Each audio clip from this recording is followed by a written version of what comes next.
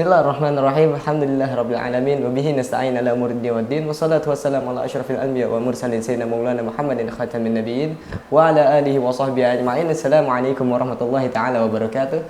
Pemirsa Darul Habib Multimedia dimanapun Anda berada, pada malam hari ini kita berkesempatan untuk mewawancarai seorang guru kita, membahas tentang hal-hal yang sedang ramai di luar sana, yaitu adanya perayaan pesta politik atau pesta demokrasi yang sedang berkelanjutan saat ini untuk menguatkan para calon-calon pemimpin kita di masa mendatang. Bagaimanakah kriteria-kriteria pemimpin-pemimpin kita? Juga bagaimanakah kita memilih sesuai dengan ajaran agama Islam? Mari kita tanyakan kepada guru kita yang telah hadir pada malam hari ini, yaitu Al-Ustaz Habib Idris Al-Haddad. Assalamualaikum Ustaz. Waalaikumsalam warahmatullahi wabarakatuh. Kif halukum Ustaz? Alhamdulillah sehat afiat. Ente sehat? Alhamdulillah. Alhamdulillah. Masya Allah, tabarakallah. Senang sekali bisa berjumpa di sini. Masya Allah. Alhamdulillah. Alhamdulillah Ustaz, terima kasih sudah mau berkenan hadir bersama kita Ustaz pada malam hari ini. Alhamdulillah. Alhamdulillah. Jadi Ustaz, sebagaimana kita tahu Ustaz, pemilihan pemimpin negara kita ini sebentar lagi ini akan dimulai Ustaz. Iya, bentar lagi ya. Nah, Ustaz, tinggal hitungan bulan, minggu, bahkan bentar lagi malah. Mudah-mudahan pemilihan saat ini berjalan dengan lancar. Amin. Damai insyaallah, tidak Amin. ada saling membenci satu sama lain. Amin. Semuanya dengan hati yang tenang, hati yang lapang, siapapun pemimpinnya itu nanti. Amin. Alhamdulillah. Ustaz. Insyaallah. Nah, Ustaz, di sini kami ingin menanyakan, Ustaz, apakah memilih pemimpin itu termasuk dari urusan agama, Ustaz? Memilih pemimpin termasuk urusan agama. Termasuk. Jadi Allah Subhanahu wa taala telah menjadikan agama Islam ini agama yang sempurna. Agama yang mengurus segala aspek kehidupan manusia. Baik kehidupan bahkan kematian pun Allah Subhanahu wa taala berikan berikan peraturan atau diatur sama agama. Jadi kalau kematian saja diatur sama agama, apalagi kehidupan. Maka dari itu segala aspek kehidupan manusia telah Allah Subhanahu wa taala atur di dalam syariatnya. Jadi Allah menciptakan manusia, dan di situ juga Allah memberikan namanya manual instruction. Seperti contoh, kalau kita menggunakan handphone. Handphone ini bisa kita gunakan dengan baik, dengan teratur kalau kita mengikuti instruksi manualnya. Biasanya kan ada buku manual. Buku manual untuk bagaimana caranya orang menggunakan handphone. Nah, begitu juga kehidupan kita. Allah Subhanahu wa taala telah memberikan, selain setelah menciptakan manusia, Allah Subhanahu wa taala juga memberikan manual instruction tadi, memberikan buku panduan, peraturan-peraturan agar orang tersebut bisa hidup dengan baik, bisa hidup dengan teratur, bisa hidup menjalankan hidup ini dengan bahagia, dengan hati yang tenang. Nah, oleh karena itu, jadi agama Islam ini tidak hanya mengurusin masalah ritual ibadah saja. Tidak hanya mengurusin ibadah, berada di dalam masjid, hanya sholat, zakat, puasa atau lainnya. Enggak. Bahkan ini diakuin oleh para orang-orang musyrikin dahulu. Mereka mengatakan kepada sahabat-sahabatnya Rasulullah, "Qad 'allamakum nabiyyukum kulla syai'." Nabi kalian telah mengajarkan kepada kalian segala sesuatu. Hattal khiraah katanya. Sampai istinja pun diajarin. BAB kalau zaman orang zaman sekarang. Hatta buang air besar itu diajarin bagaimana tata caranya oleh Rasulullah sallallahu alaihi wasallam. Apalagi memilih pemimpin. Memilih pemimpin itu termasuk dan diatur oleh syariat Islam. Jadi tidak bisa dibatasin antara memilih pemimpin dengan agama, karena memilih pemimpin itu adalah termasuk daripada kehidupan manusia, dan agama telah mengatur segala sesuatu dari aspek kehidupan manusia, termasuk memilih pemimpin. Bahkan Allah Subhanahu wa taala beberapa kali menyatakan di dalam Al-Quran tentang tata cara bagaimana menjadikan orang-orang Muslim sebagai pemimpin mereka. Nggak boleh orang Yahudi, nggak boleh orang Nasrani ataupun orang kafir. Terus juga Allah Subhanahu wa taala menyatakan juga di dalam Al-Qur'an harus taat kepada Allah, taat kepada Rasulullah, taat juga kepada ulil amri, pemimpin. Begitu juga Nabi Muhammad sallallahu alaihi wasallam di dalam beberapa sabdanya Rasulullah sallallahu alaihi wasallam menjelaskan tentang tentang pentingnya pemimpin. Bahkan Nabi mengatakan idza kana salasatun fis safarin falyu'ammir ahadahum. Kata Nabi Muhammad SAW, jika ada 3 orang yang sedang berpergian, maka kata Nabi, jadikanlah salah satu di antara mereka pemimpin. Nah, artinya di sini pemimpin itu sangat berkaitan betul dengan agama, tidak bisa dipisahkan. Nah, oleh karena itu umat muslimin tidak boleh alergi dengan namanya politik atau pemimpin, nggak boleh, harus melek. Kadang ada orang saya nggak mau ikut politik itu semuanya jahat. Ada yang mau cuma sudahlah, yang penting saya sholat, yang penting saya zakat, yang penting saya haji. Padahal dia tidak tahu zaman sekarang ini haji aja diurus sama pemerintah. Haji, segala ibadah kita ini banyak semuanya berkaitan dengan pemimpin, dengan pemerintah. Bahkan kalau ada seorang ustadz, dia dai misalkan, dia ceramah, karena ada beberapa hukum di dalam hukum Islam ini berkaitan dengan seorang pemimpin. Dia ceramah, dia mengatakan sesungguhnya, menyebut di dalam Al-Quran, bahwasannya khomer, maisir, perjudian, kemudian menyembah berhala dan lain-lainnya itu dilarang di dalam agama. Setelah dia dakwah, setelah dia ceramah, nggak lama dari dia keluar dari masjid, tiba-tiba ada kios penjual khomer. Bagaimana cara dia ngelarang? Nggak mungkin dong dia datang mau ngomong, nggak boleh, khomer itu haram. Akhirnya yang ada orang tersebut, di sini bukan tempat ceramah, tempat ceramah itu di masjid, bukan di sini tempatnya. Nah, yang mengatur ini siapa? Yang mengatur ini adalah pemerintah. Dibuatlah nanti perdanya, peraturan daerah atau pergubnya atau undang-undangnya. Siapa yang nanti membuat perda ini adalah mereka yang ada di parlemen. Nah, kalau kayak zaman sekarang ini kan, kita ini hidup di zaman di Indonesia demokrasi. Suara terbanyak yang dianggap itulah mereka yang menjadi pemimpin. Nah, yang mencalonkan ini juga tidak selamanya orang baik. Ada yang mantan pemabuk, ada yang suka narkoba, ada yang suka perempuan. Siapapun silakan mau mencalonkan diri. Nah, kita sebagai umat muslim harus melek, harus tahu, dan kita juga harus memilih mereka orang yang taat kepada Allah. Agar apa? Agar bisa berjuang tentang hukum-hukum agama ini, seperti tadi bisa membuat perda dilarang LGBT. Apalagi kayak sekarang LGBT lagi marak, terus juga khomer juga harus dilarang. Siapa yang membela ini? Mereka yang harus ada orang baik di dalam sana, di parlemen itu. Makanya harus benar-benar menjadikan pemilihan pemimpin itu termasuk di dalam agama, seperti itu. Lalu apakah politik identitas itu menjadi hal yang tercela? Nah, ini. Atau bahkan ada juga yang atasnamakan itu politisasi agama, kan? Nah, ini yang zaman sekarang ini lagi marak juga. Ketika kita menggaungkan, ayo pilih pemimpin yang seperti ini, dia orangnya sholat, mengadakan subuh berjamaah, terus ini seperti ini yang dikatakan politik identitas. Sedangkan mereka yang suka dengan narkoba, mereka akan memilih orang yang suka narkoba. Begitu juga mereka yang LGBT, mereka akan memilih orang yang suka LGBT juga.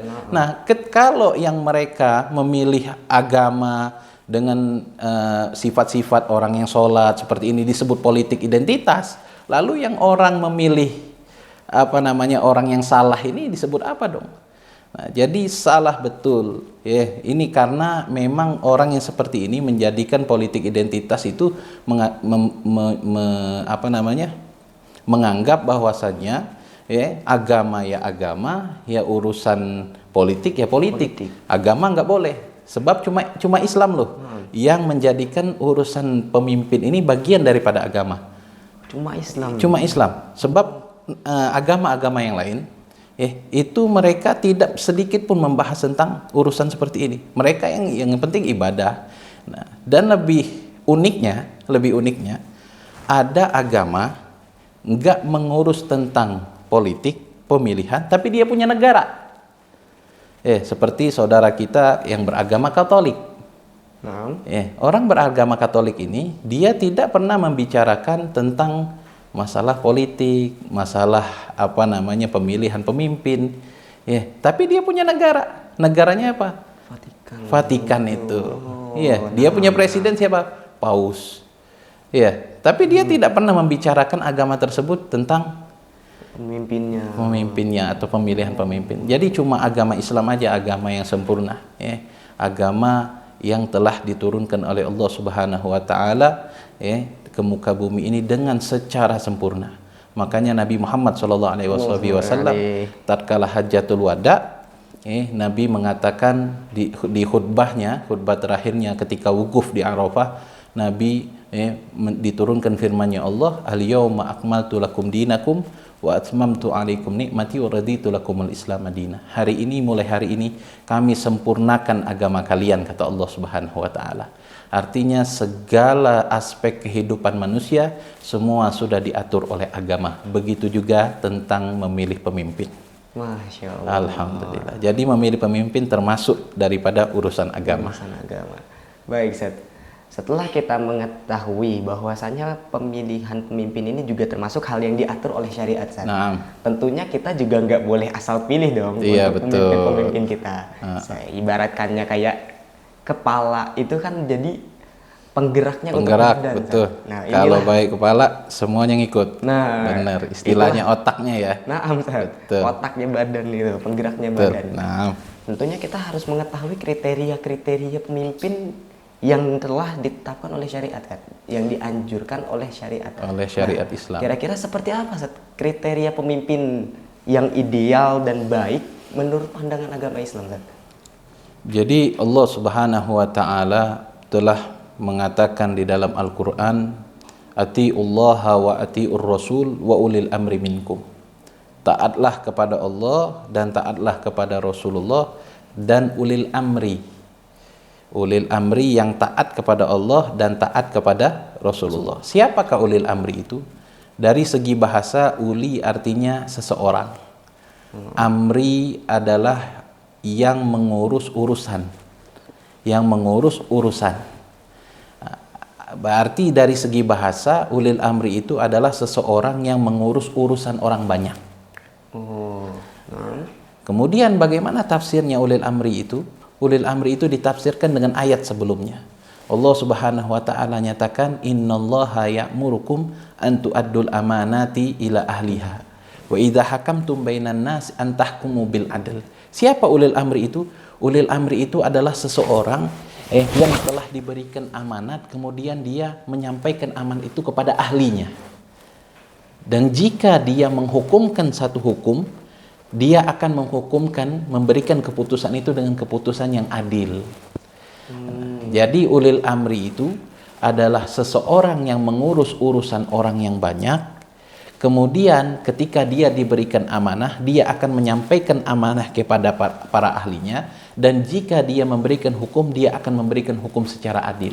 Itu namanya ulil amri. Kalau bahasa sekarangnya namanya, kalau zaman dulu amir, sultan, khalifah. Kalau kayak zaman sekarang nih presiden, bupati, gubernur, wali kota, RT, RW, itu termasuk ulil amri. RT, RW itu juga termasuk ulil amri.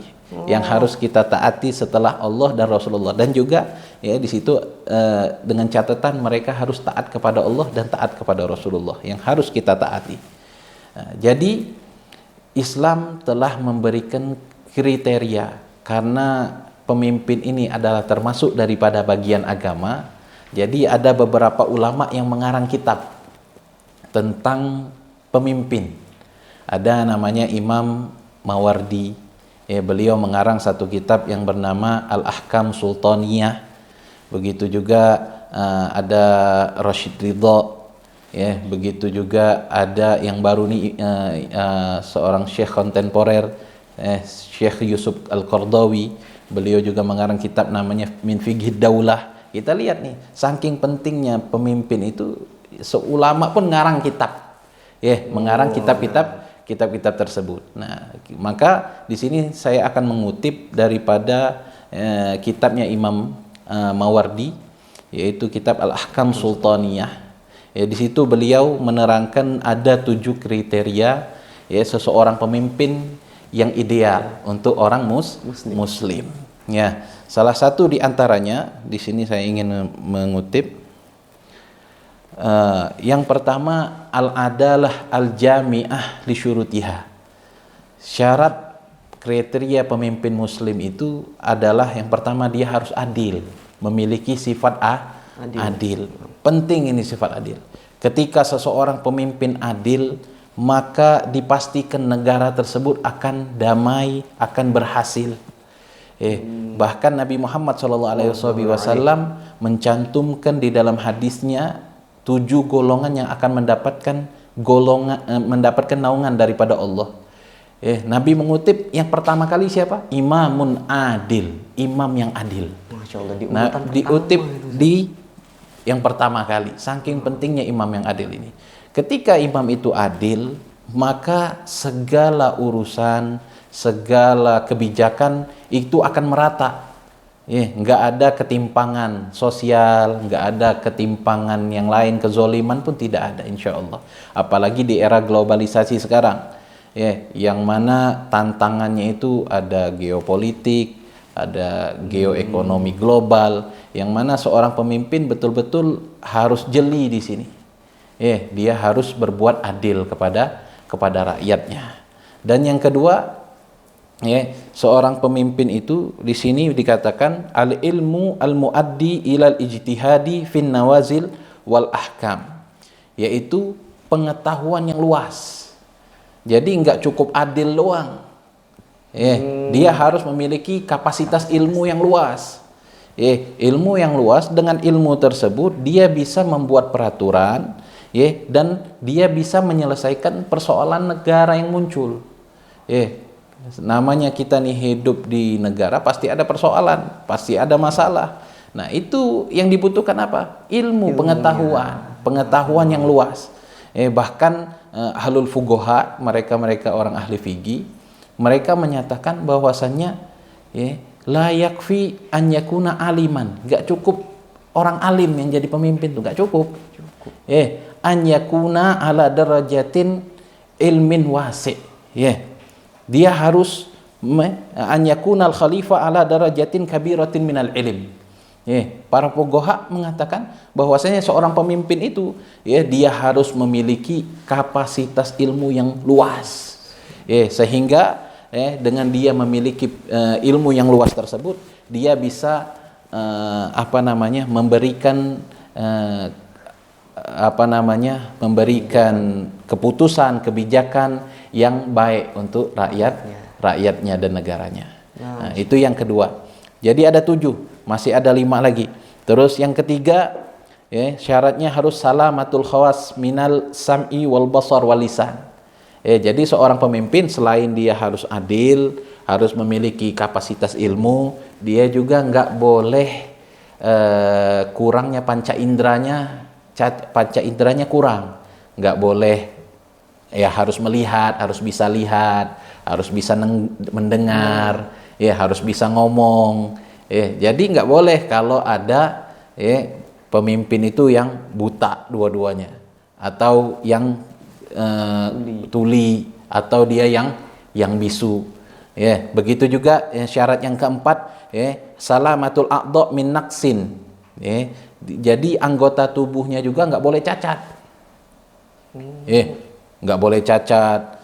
Salah satu atau tangannya puntung, dimutasi, dimutasi tangannya. Terus juga kakinya juga begitu. Jadi nggak boleh. Jadi harus sempurna panca inderanya, begitu juga a'dha-nya, anggota tubuhnya. Itu yang ketiga dan keempat. Tapi imam Imam Ibnu Khaldun ya, di dalam kitabnya Muqaddimah, beliau membedakan antara cacat secara mutlak sama cacat biasa. Nah, kalau pemimpin cacatnya secara mutlak, betul-betul nggak bisa melihat, nggak bisa dengar atau nggak bisa ngomong, itu maka nggak boleh jadi pemimpin. Tapi kalau dia cuma bungkuk atau tuli, salah satu kupingnya tuli atau salah satu matanya yang buta, nah itu masih boleh.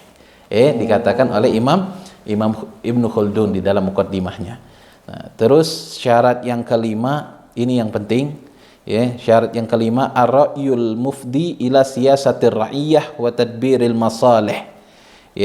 Jadi seorang pemimpin itu selain yang pertama dia harus adil, kedua memiliki ilmu, pengetahuan, harus sempurna panca indera, begitu juga anggota tubuhnya. Yang kelima, dia harus memiliki pemikiran, visi dan misi.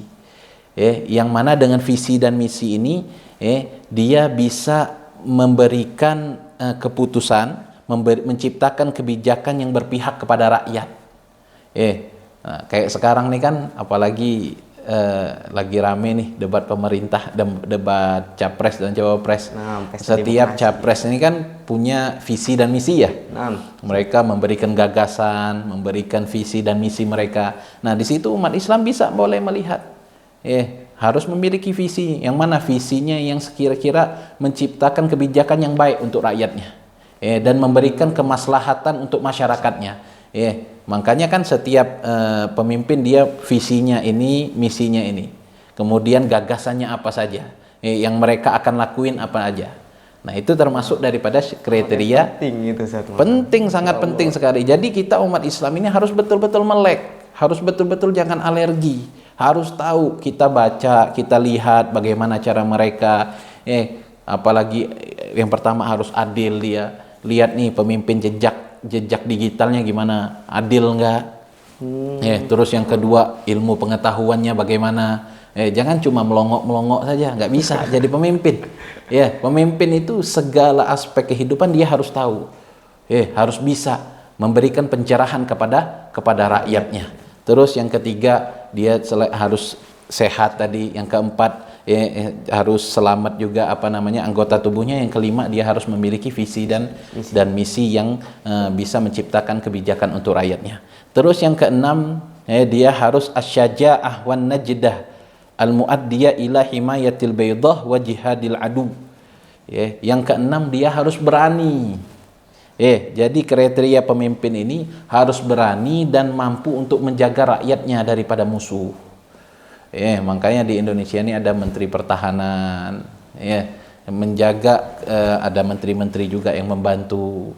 Nah, itu harus seorang pemimpin itu harus berani. Begitu juga selain berani untuk menjaga rakyatnya, dia juga harus berani memberikan keputusan. Tidak boleh tajam ke bawah, tumpul ke atas, nggak bisa. Nah, ini yang paling sering. Yang ini Jadi harus berani gitu. Harus berani, bahkan nyawa pun dia harus berani dia korbankan. Ketika dia memberikan keputusan yang baik. Jadi berani nggak disogok. Berani juga untuk berbuat baik lah. Keberaniannya itu untuk dibuat dalam kebaikan. Sebab Allah Subhanahu wa taala nyatakan di dalam Al-Qur'an, inna khaira man istajarta al-qawiyul amin. Dikatakan di dalam Al-Qur'an, sesungguhnya sebaik-baiknya orang yang engkau pekerjain adalah orang yang kuat dan orang yang dapat dipercaya. Jadi kita kan pemimpin ini kan pekerjanya rakyat. Dikatakan oleh Rasulullah, Sayyidul Qaum khadimuhum. Pemimpin satu kaum itu adalah pembantunya. Pekerjanya. Nah, makanya sebaik-baik pekerja, kata Allah Subhanahu wa taala, adalah mereka yang kuat dan mereka yang dapat dipercaya. Itu yang keenam. Dan yang ketujuh, ini beliau menyatakan harus daripada golongan orang Quraisy. Dikatakan kalau memang illam yudrok, kalau memang tidak dapat ditemukan seorang Quraisy, seorang daripada keturunan Quraisy, maka farajulun minal ajam, boleh dari seorang lelaki ajam. Jadi ini 7 kriteria yang disebutkan di dalam kitab Imam Mawardi. Tapi ada beberapa ulama juga menyebutkan ada 10 kriteria muslim. Yang pertama dia wa yushtaratu an yakuna mukallaf. Dia harus mukallaf, musliman, seorang muslim, adlan, orang yang adil, hurron, yang merdeka, terus zakaron, harus laki-laki nih, nggak boleh perempuan. Perempuan jadi pemimpin nggak boleh. Mujtahidan harus mujtahid, harus yang memiliki kapasitas ilmu yang besar, yang luas. Harus syuja'an, harus berani orangnya. Dzara'in, punyai visi dan misi tadi. Terus juga harus sami'an basiran natikon, harus bicara, harus ngomong, harus bisa lihat. Kemudian harus Quraisy.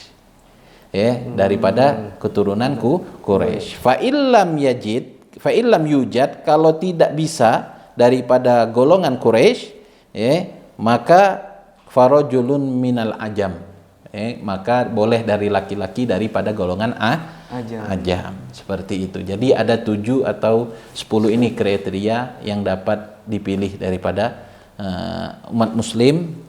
Jadi melihat pemilihan sekarang silakan kita lihat dari paslon-paslon itu, kalau memang ada kriteria ini ya pilih begitu. Jadi kita ini juga harus memilih pemimpin yang muslim juga sebagai muslim ini kita. Iya, harus. Karena ada beberapa firman-Nya Allah Subhanahu wa taala nyatakan di dalam Al-Qur'an, ada beberapa ayat disebutkan bahwasanya seseorang muslim, seorang mukmin itu dilarang untuk menjadikan orang-orang kafir, orang-orang Yahudi, orang-orang non-muslim itu sebagai pemimpinnya mereka. Sebagai pemimpinnya mereka. Karena syaratnya itu mutlak, apalagi kayak kita sekarang nih di mayoritas Islam di Indonesia. Harus memilih pemimpin muslim. Nah, tapi ketika kita berada di minoritas, contoh misalkan kita berada di daerah minoritas yang semua paslonnya ini non muslim semua, dua-duanya non muslim misalkan. Nah, maka jadi memilih pemimpin ini hukumnya wajib. Wajib. Memilih pemimpin itu hukumnya wajib. Disebutkan di dalam kitab Tuhfatul Murid fi syarhi Jauharatut Tauhid. Di situ dikatakan wa wajibun nasbu imami adlin, wajib mengangkat atau memilih daripada seorang pemimpin yang adil. Terus tapi wajibnya ini secara tidak betul-betul laisa ruknan, bukan termasuk rukun yang sekiranya kalau orang nggak milih itu kafir, nggak begitu, nggak kayak sholat, nggak kayak kalau ada orang ngingkarin kewajiban sholat kan kafir. Nah, tapi kalau ada orang yang mengingkarin kewajiban memilih pemimpin itu nggak sampai kafir, nggak, tapi wajib kayak gitu memilih pemimpin. Nah, ketika kita berada di minoritas, dua daripada paslon pemimpin ini adalah orang kafir dua-duanya, maka dilihat akhaf. Akhafud doror alal muslim lil muslimin, yang mana yang paling ringan untuk orang muslim. Jadi nggak cukup adil, betul. Harus Islam juga, harus Islam, betul. Baik, kayak tadi. Setelah kita mengetahui saat ini kriteria-kriteria pemimpin yang harus kita pilih sesuai dengan ajaran Islam, lalu seperti apa umat-umat muslim terdahulu itu dalam memilih pemimpin? Mungkin di dalam sejarah dan yang lainnya bagaimana umat Islam ini? Jadi zaman dahulu itu orang-orang memilih pemimpin, khususnya zaman Rasulullah Sallallahu Alaihi Wasallam. Kita bicara tentang Rasulullah Sallallahu Alaihi Wasallam. Jadi Rasulullah ini bukan hanya pemimpin agama, jadi Rasulullah ini juga pemimpin negara loh, pemimpin negara. Jadi pemerintahan itu ada rukunnya, ada rukun. Ada 5 rukun pemerintahan. Yang pertama harus ada pemimpin. Yang pertama pemimpin. Yang kedua rakyat yang dipimpin. Yang kedua ada wilayah kekuasaan. Wilayah kekuasaan negara atau satu tempat. Terus yang ketiga harus ada hukumnya. Undang-undangnya, hukumnya. Terus yang kelima harus ada operatornya. Operator itu pekerjaannya. Dan kelima ini ada di Rasulullah Sallallahu Alaihi Wasallam. Rasulullah sebagai pemimpin, Kemudian rakyatnya siapa? Rakyatnya ini ya orang Muhajirin, orang Ansor, kemudian orang-orang Yahudi sekitar Madinah. Ada namanya Bani Qainuqa, ada Bani Quraidah, ada Bani Nadir, ada Bani Yahudi Khaybar. Nah, jadi sudah ada tuh kriterianya. Wilayahnya mana? Mekah, Madinah. Wilayahnya Mekah, Madinah, wilayah kekuasaannya Rasulullah. Terus yang keempat, ada hukumnya. Hukumnya apa? Al-Quran dan sunnahnya Rasulullah Sallallahu Alaihi Wasallam. Dan yang kelima, ada operator, ada pekerjanya. Rasulullah punya sekretaris,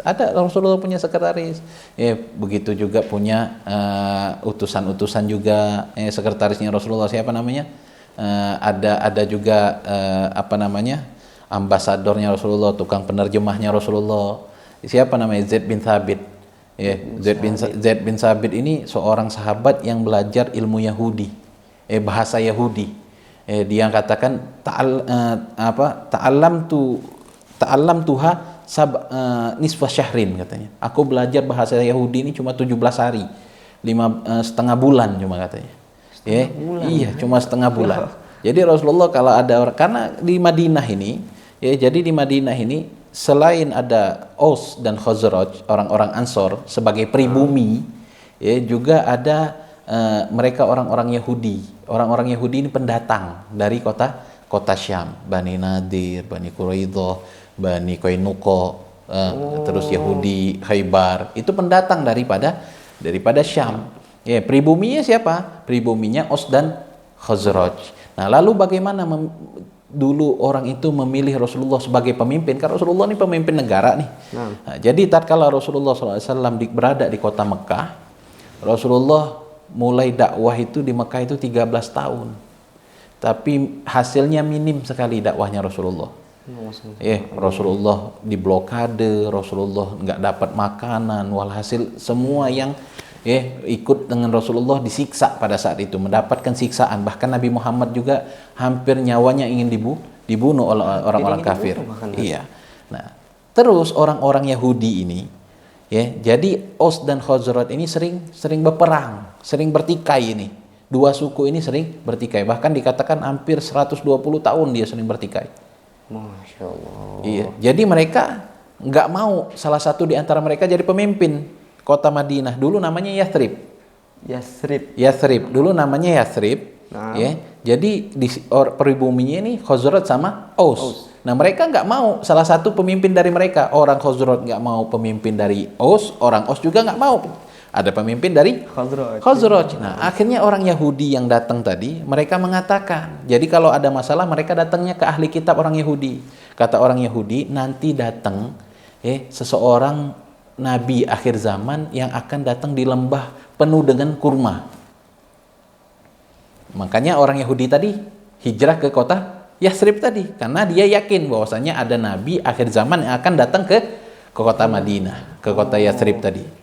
Nah, akhirnya orang Khazraj sama orang Aus ini, mereka berpikir, kayaknya ini yang akan menjadi pemimpin kita.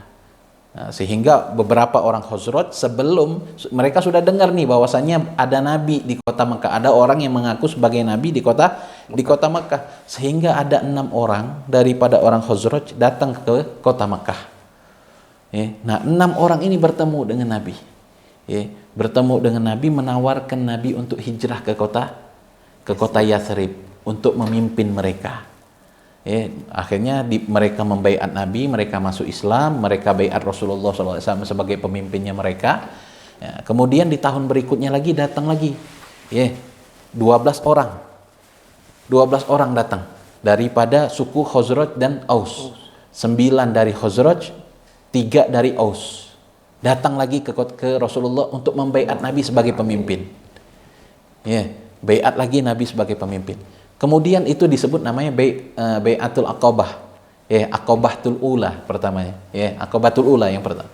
Nah, kemudian setelah setahun selanjutnya, datang lagi 74 orang daripada suku Khazraj dan Aus tadi untuk membaiat Nabi sebagai pemimpin.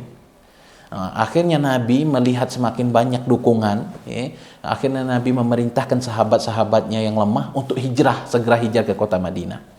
Akhirnya hijrahlah sahabat-sahabat Nabi, kemudian Rasulullah datang ke kota Yathrib. Akhirnya Yathrib tersebut diubah menjadi kota Madinah sama Rasulullah SAW. Nah, sampai di situ orang-orang Khazraj dan orang Aus ini sudah mengangkat Nabi sebagai pemimpin. Apa yang dilakukan orang Yahudi? Orang Yahudi nggak bisa apa-apa, mereka pendatang. Yang pribumi siapa? Khazraj dan Aus. Maka diangkatlah Nabi sebagai pemimpinnya mereka. Nah, setelah Rasulullah SAW 13 tahun di Madinah, Rasulullah SAW, bahkan Rasulullah di Madinah itu membuat namanya membuat undang-undang juga. Ada namanya Mitsaqul Madinah. Piagam Madinah nama. Jadi itu piagam Madinah itu istilahnya kayak undang-undangnya itu.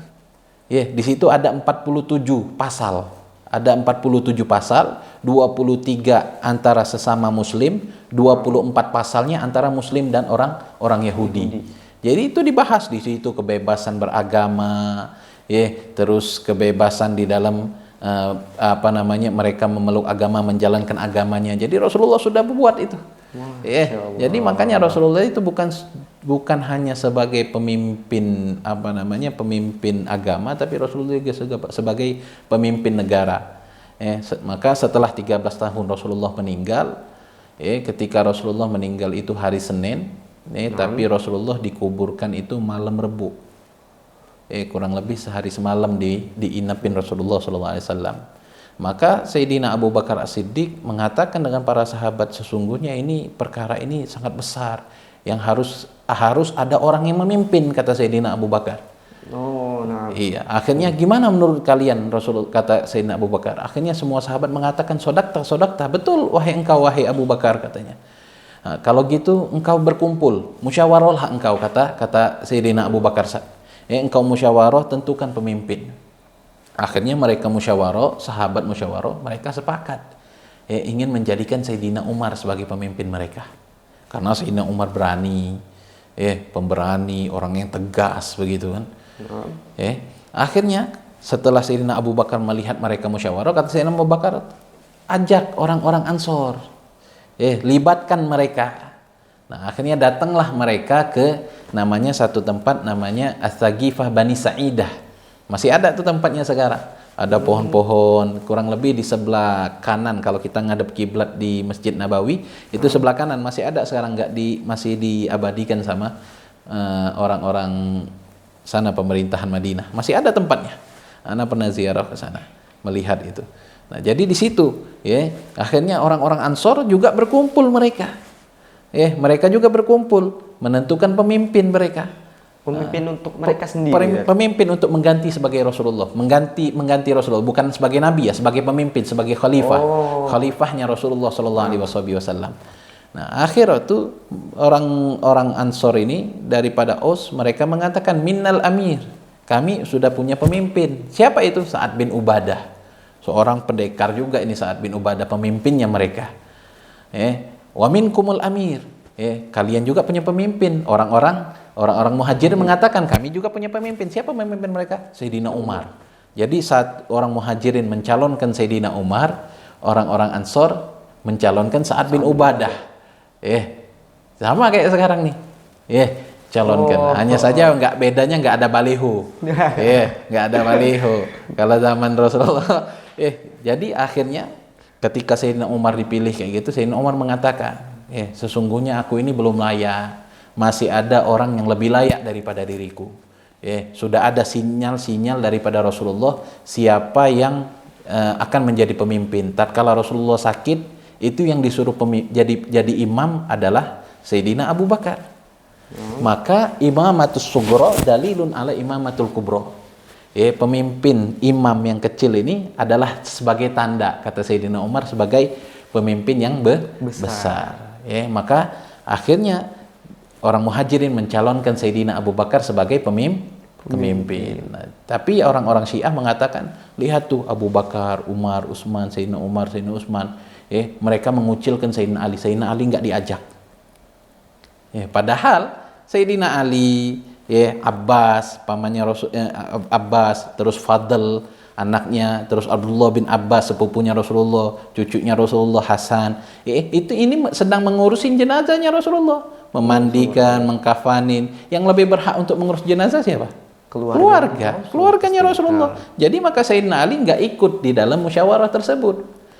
Akan tetapi Sayyidina Ali setelah Sayyidina Abu Bakar diangkat, Sayyidina Ali mengatakan sami'na wa ata'na. Kami terima. Sayyidina Ali. Nah, terus akhirnya tatkala Sayyidina Abu Bakar dicalonkan sebagai pemimpin dan orang-orang Aus mencalonkan Sa'ad bin Ubadah, akhirnya Sayyidina Abu Bakar mengutip hadisnya Rasulullah. Al-a'immah min Quraisy. Pemimpin itu dari Quraisy. Akhirnya Sa'ad bin Ubadah tereliminasi karena dia bukan daripada suku Quraisy. Tapi di situ tidak merendahkan orang-orang Aus. Sayyidina Abu Bakar mengatakan minnal amir wa minkumul wazir. Ya udah, kami pemimpinnya orang-orang muhajirin, tapi menteri-menterinya dari ente, berkoalisi. Kayak zaman sekarang nih koalisi. Ada zamannya Rasulullah tuh. Sayyidina Abu Bakar menjadi pemimpin, menteri-menterinya daripada orang-orang Aus. Akhirnya semuanya rembuk. Nah, terus berjalan. Sayyidina Abu Bakar menjadi pemimpin selama 2 tahun, kemudian memberikan wasiat kepada Sayyidina Umar untuk menjadi pemimpin selanjutnya. Akhirnya Sayyidina Umar memimpin selama 10 tahun, kemudian Sayyidina Utsman memimpin selama 12 tahun, kemudian Sayyidina Ali Khulafaur Rasyidin memimpin selama 6 tahun. Kemudian masih ada tuh jerak, sebab Nabi mengatakan khilafatun nubuwah 30 sanah. Khilafah pemimpin Nabi ini setelah Nabi itu 30 tahun. 30 tahun. Sayyidina Abu Bakar 2 tahun, Sayyidina Umar 10 tahun, 12 tahun, Sayyidina Utsman 12 tahun. Jadi berapa? 24, 6 tahun, 5 tahun setengah itu Sayyidina Ali, 6 bulannya Sayyidina Hasan. Sayyidina Hasan, cucunya Rasulullah sallallahu alaihi wasallam. Makanya yang disebutkan di dalam hadisnya Rasulullah, addu alaika bin nawajis. Pegang teguh nih 4 orang ini Khulafaur Rasyidin. Nah, setelah Khulafaur Rasyidin baru tuh masuk Bani Umayyah, kemudian khilafah Bani Umayyah, kemudian khilafah lagi Bani Abbasiyah. Ini yang disebut dengan daulah-daulah Islam. Daulah Islam itu. Jadi urutannya begitu. Kemudian khilafah Abbasiyah itu kurang lebih 500 tahun. Kemudian khilafah Abbasiyah ini runtuh, hancur gara-gara serangan daripada Mongolia. Kemudian Mamluk tuh, setelah Mamluk akhirnya Turki Utsmani. Turki Utsmani itu berapa tahun tuh, lama juga tuh, termasuk terbukanya Konstantinopel tuh. Terbukanya pentaklukan Konstantinopel itu di zamannya Turki Utsmani. Hingga masuklah kedaulatan Islamiyah itu ke Indonesia. Masuk pertama kali ke daerah namanya Samudra Pasai. Samudra Pasai, tahu yang Samudra Pasai? Aceh bukan saja? Iya betul, yang paling ujung. Ya, Samudra sama Pasai, 2 tempat itu.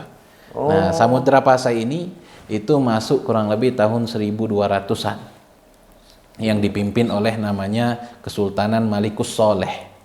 Bahkan perdagangan perniagaan pada saat itu masih pakai dirham. Masih pakai dirham. Semuanya masuklah dari situ, daripada Raja Malikus Soleh ini. Jadi semua Indonesia ini dulu pakai kesultanan, kepemimpinan sultan namanya dulu kan. Masuklah ke Aceh, kemudian Aceh turun lagi ke Medan tuh, lupa kesultanan itu, Kesultanan Medan, kemudian masuk ke Palembang, Kesultanan Sriwijaya. Kemudian masuk Kesultanan Sriwijaya sampai menyebar ke Jawa, masuklah namanya Wali Songo. Wali Songo itu kurang lebih 1400 tahun. Tahun 1400-an. Wali Songo menyebarkan agama Islam. Itu masih kesultanan, masih kerajaan pada saat itu. Nah, setelah itu tahun 1500 atau 1600 datanglah orang Portugis, untuk berniaga di sini. Kemudian datang Portugis 1600, akhirnya datanglah Belanda untuk menghancurkan Nusantara pada saat itu.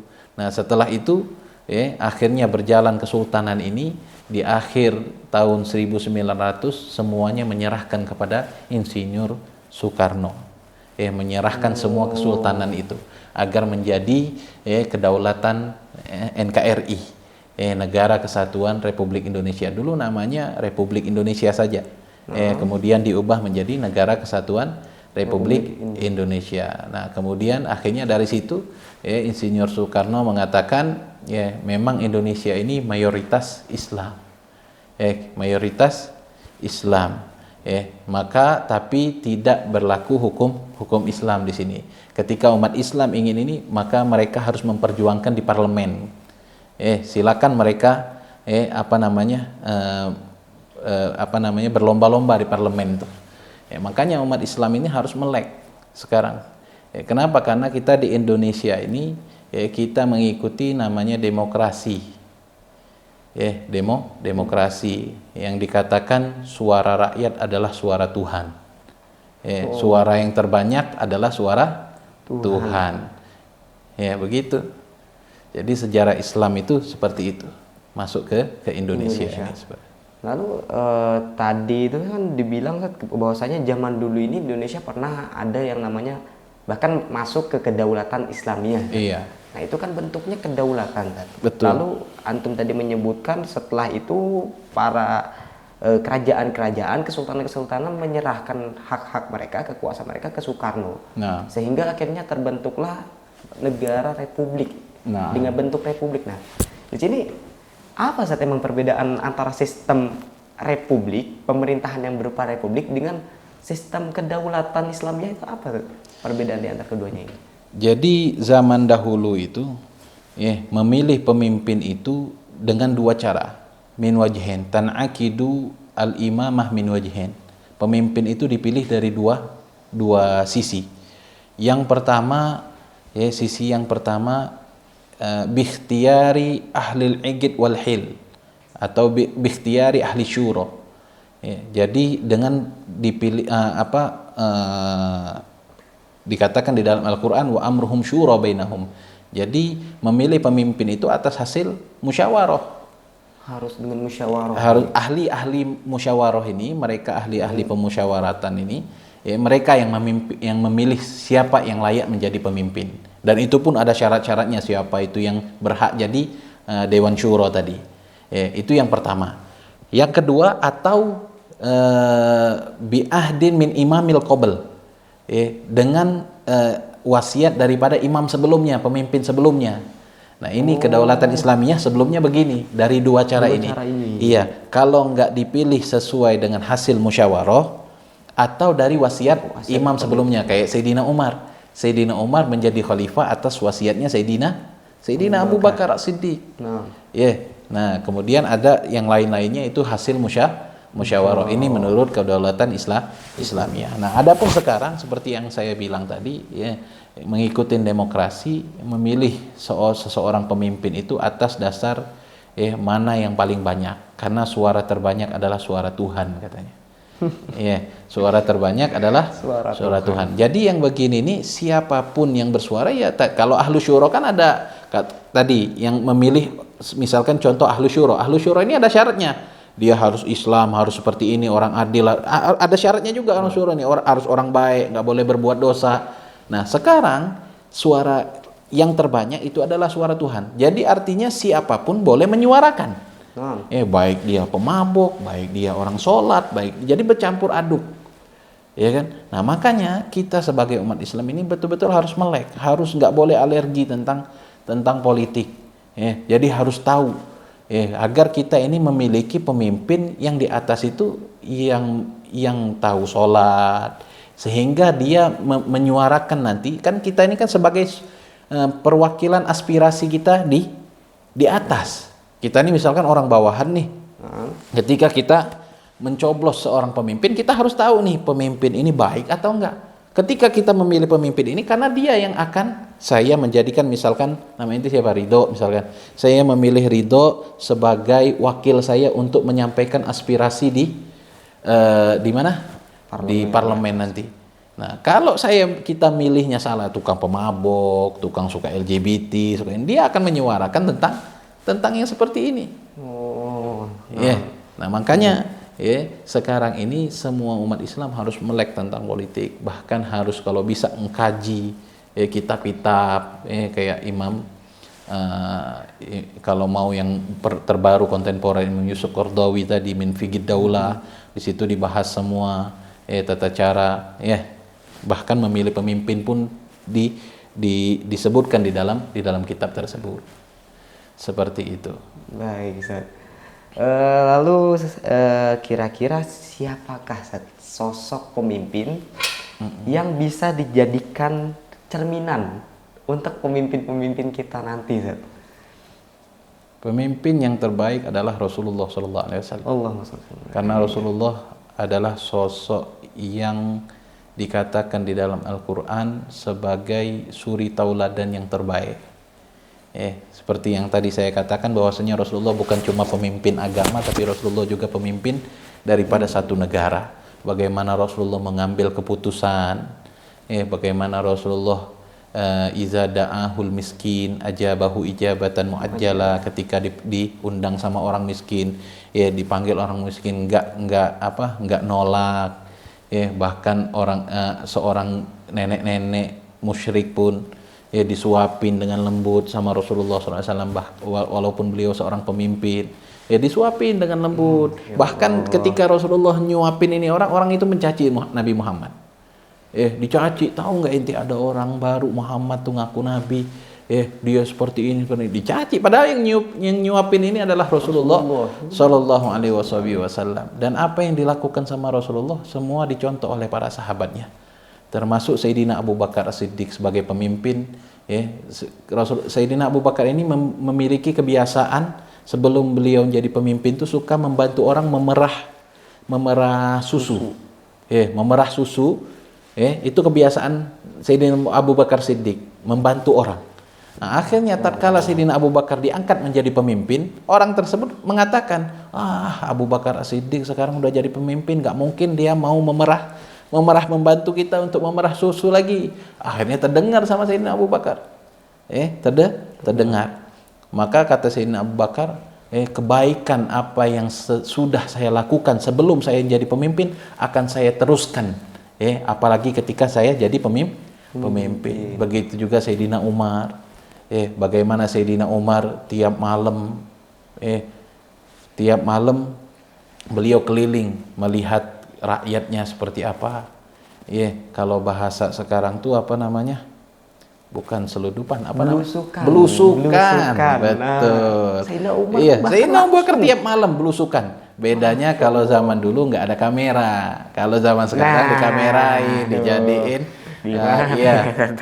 dimasukin media sosial, ya kan? Kalau Sayyidina Abu Bakar, Sayyidina Abu Bakar itu belusukan tiap malam. Sayyidina Umar tiap malam dia belusukan. Bahkan satu malam ada ibu-ibu yang anaknya kelaparan. Anaknya ini kelaparan sehingga ibu-ibu ini nggak punya makanan.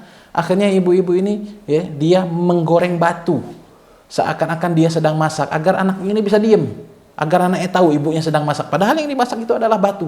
Tatkala dia batu ini, dia sambil menguntaikan satu syair-syair untuk mencela Khalifah Sayyidina Umar. Dicela pemimpin khalifah enak-enakan di singgasananya, rakyatnya sengsara gitu. Akhirnya Sayyidina Umar tatkala belusukan itu mendengar. Akhirnya takut Sayyidina Umar. Kemudian Sayyidina Umar pulang, datang ke Baitul Mal mengambil beberapa gandum, bungkusan gandum gitu diambil. Akhirnya bodyguardnya pengikutnya Sayyidina Umar ingin mengambil. Kata Sayyidina Umar, yang dihisap saya bukan Anda, katanya. Biarkan saya yang membawa. Dibawa akhirnya sama Sayyidina Umar, dibawa bukan hanya diberikan, langsung dimasakkan sama Sayyidina Umar. Tatkala dimasakkan, apa yang dilakukan ibu itu? Ibu itu masih mencela khalifah. Dia nggak tahu yang sedang masak ini adalah Sayyidina Umar. Dia tidak tahu. Akhirnya dia dicela, dibuatin makanan sama Sayyidina Umar. Sayyidina Umar tidak mengatakan bahwasanya aku adalah khalifah, tidak. Begitulah pemimpin yang baik, pemimpin yang menjadikan yang bisa dijadikan cerminan contoh untuk pemimpin-pemimpin zaman sekarang. Masya Allah, Ustaz. Radhiyallahu anhum wa radu. Amin, insya Allah. Lalu Ustaz, kita melihat bahwasanya kriteria pemimpin yang baik, yang Nah. ideal itu kan harus benar-benar hebat saat bahasanya, adil, Nah. amanah dan yang lainnya. Tentu karena teringat dengan salah satu hadisnya Rasulullah SAW untuk Sayyidina Aisyah itu, Sayyidina Rasulullah SAW pernah berkata, ajruki ala qadri ta'abiki. Naam. Pahalanya Betul. engkau wahai Aisyah itu sesuai dengan kadar capeknya engkau. Naam. Nah tentunya pemimpin ini kan pasti kerjanya capek, Ustaz. Dia mengurus rakyatnya, membuat kebijakan dan yang lain-lainnya. Betul. Tentu ada kan, Ustaz, ganjaran-ganjaran yang Allah siapkan untuk sangat. mereka. Itu kira-kira apa aja, Ustaz, ganjaran yang Allah siapkan untuk mereka? Minum dulu boleh ya? Wah, silahkan, Ustaz. Apalagi dark water nih minumnya. Masya Allah, Ustaz. Langsung dari sumbernya, Ustaz. Alhamdulillah.